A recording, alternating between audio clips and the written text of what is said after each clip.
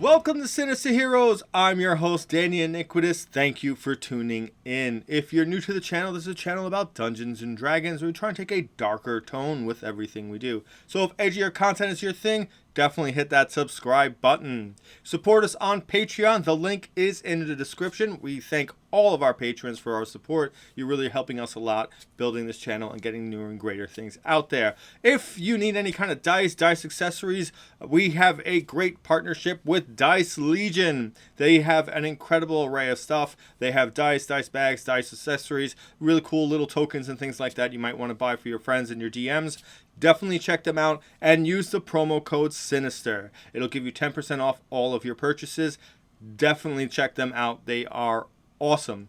Without further ado, we're going to jump into this week's video, The Warforged. The Warforged come to us from Eberron Rising from the Last War. They are a very cool creation because they were artificially made. Long story short, I'm not going to dive into the lore because there's a lot of great lore videos out there about it, and it is a very, very entertaining watch, so definitely check that out. They are made, and they were made for the purposes of a war. That war has ceased to be because of a cataclysmic event, which was really, really interesting. But they're made by a magical process, and they have souls and can wield magic. They are very, very unique in that kind of a way. The closest thing to how they're created is how the Earth Genasi are kind of created, where they're kind of taken from stone or metal and infused with magic and then kind of just birthed into what they are. It's very cool because all the older ones were created for the purposes of this war. This war has ended in dramatic fashion. Now what do you do as a Warforged? You're sentient, you're created, and you have thoughts and opinions, and you grow, and you can do a lot of different things. One of the cool things about them is they suggest where your alignment works from, and that's something we're going to talk about in a minute, but it's very great how impactful your background that you create is so important to the Warforged. And you have a lot of different avenues to go through, and as we go through the abilities, we're going to kind of discuss that. So we're going to talk about age and alignment. Age is interesting for a Warforged because, again, like I mentioned, they were created for the purposes of this war. Now, the war has ended, but all Warforged are typically between the ages of 2 and 30 years old. Those are the Warforged that had some sort of influence with the war or the end of the war, as they've kind of stopped producing them. And they only kind of produce themselves, and maybe it's a lot of confusion as to what's going on with them because they have their own place and it's kind of toxic to everyone else. It's very, very cool, and because of that, there's no telling how old a Warforged can get. They currently have an immunity to any kind of magical aging effects, so you can live an extremely long lifestyle. It's a very cool concept, and it's very interesting to see play out because very few times you kind of get to learn about a species, a creation, as an adventure unfolds. And the Warforged give you that ability to do that. Because say you are 30 years old, so say you're maybe one of the oldest Warforged around, your first generation. How does that implement as you grow and as you continue? Are you fearing time passing as you're watching other people deteriorate and fall apart? Is that a concern for you? Are you worried about it? Are you constantly trying to upgrade yourself?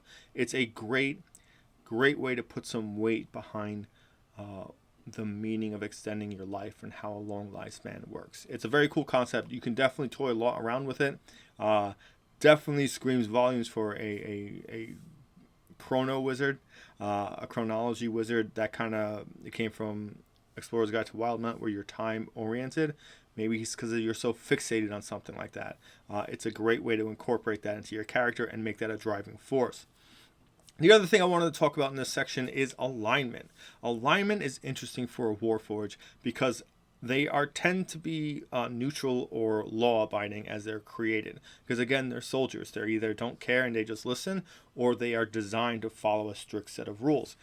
But because of how everything has ended and you've now had your own time to develop your own ideas and theories and understandings, they tend to now pull more alignment from the morality of those around them, those that influence them. So they kind of just, it's like they're becoming human in that one aspect of their alignment.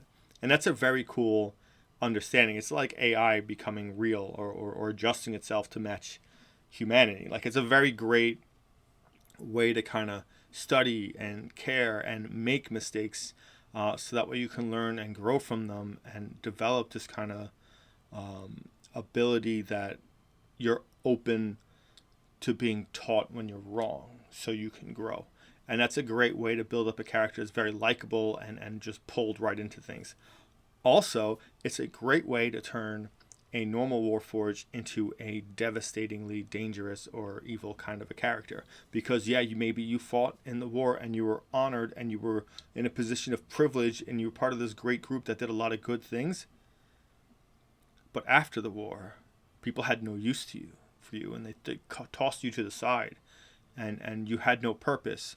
You just stood there sentient, just waiting for a next order to be given, and saw life and people you care for just move on and leave you behind. People forgot your name, your purpose, what you did in the war, and all these great things that you fought for others.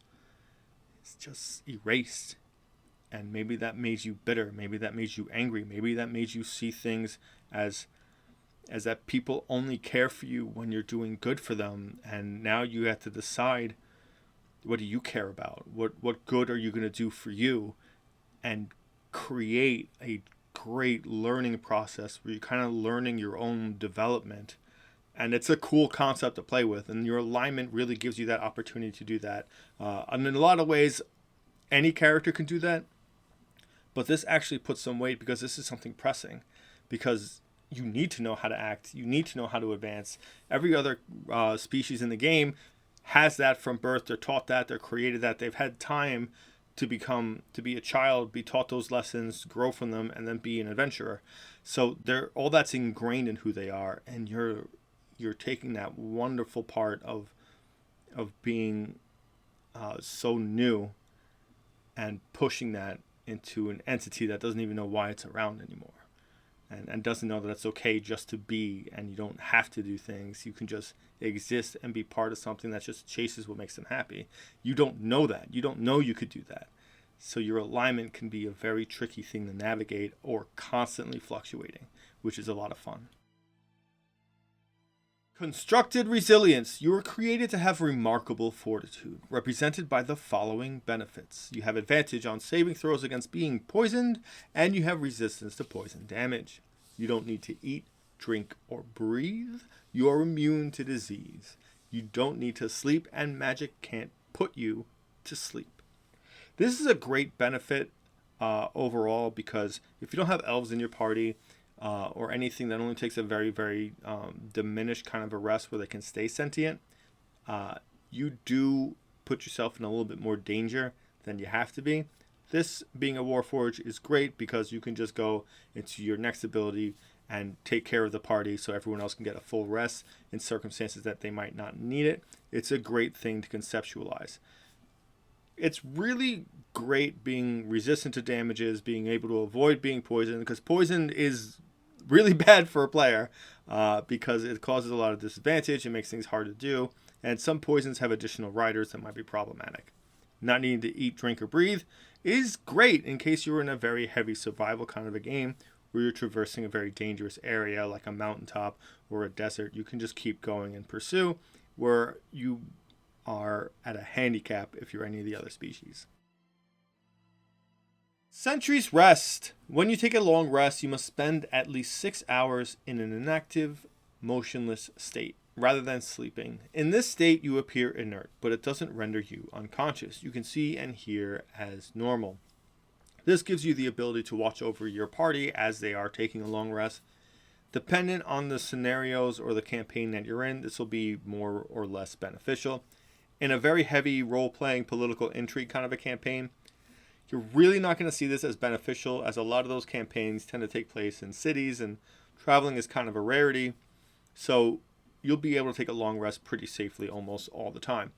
But if you're in like a dungeon crawl, if you're in like campaigns where it's 50-50 combat or more combat, then this will end up providing much more of a benefit, because there will be scenarios where it's hard to take a long rest. So giving yourself the ability to do this gives the whole party a long rest, and you one as well, while being able to keep them safe. It's beneficial, it's useful, and it's a passive. You don't really need to worry too much about it. Always use it, obviously. Let your friends sleep, because you should be able to hang pretty well just with this ability.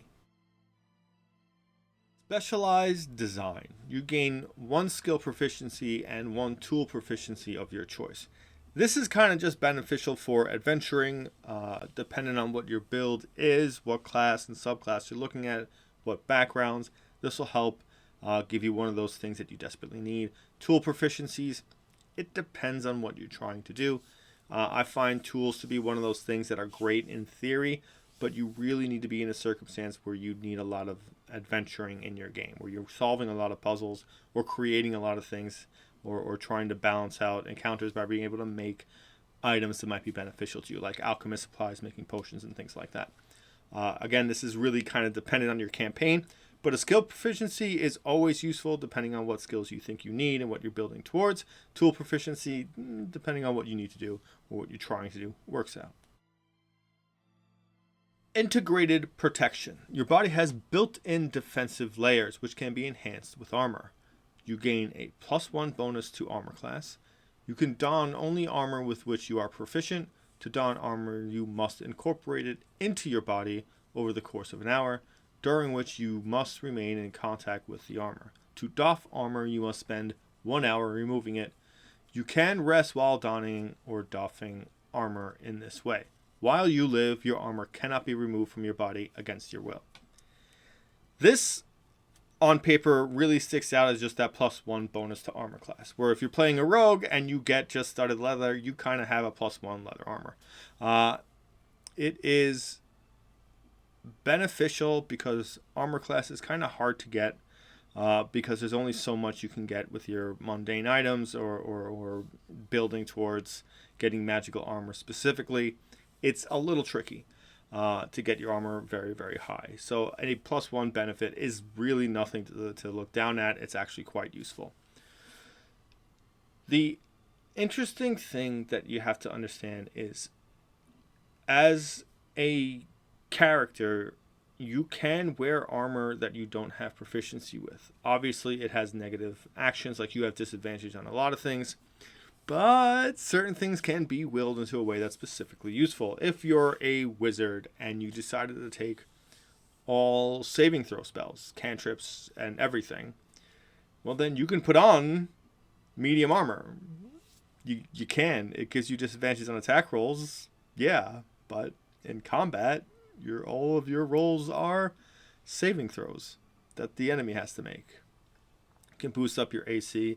Kind of a sneaky trick, not really something I'm into, but that's why it's important to understand. Not a lot of people know that you can do things like that, like picking up a shield and then still using cantrips when you run out of spells in order to just try and stay alive and use again spells and cantrips that are saving throws.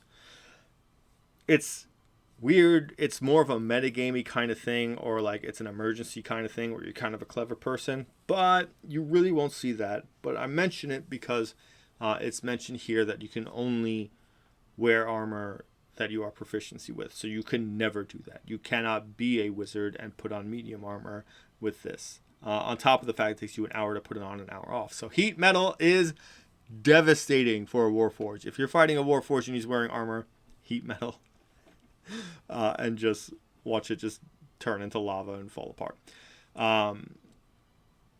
You can't have your armor removed from your body against your will is a very interesting concept.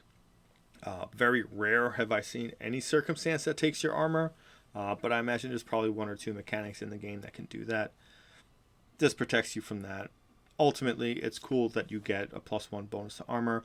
The downside is that you do need to take an hour to put on whatever that armor is. I like to consider the idea of maybe my chest of my character opens up and it's like sliding plates of like steel and wood and stone, and the armor just kind of gets put in and it slowly gets stretched and pushed apart and like lifted and like almost detached, like it becomes a deconstructed piece of armor, and then my armor or my actual flesh starts to incorporate into those places that are missing as it connects to my body and reconstitutes my form. If you're into using drawing characters and updating your token constantly, this is a cool way to change the way your character looks, update armor, and really change things so that way you look and act differently, or maybe it changes you a little bit or adds a color to you. Maybe you picked up an armor that has like a green tinge to it, and now you're stone gray, which is like this viridian kind of like gleaming part to you that highlights your character. It's a cool way to constantly keep updating and customizing yourself,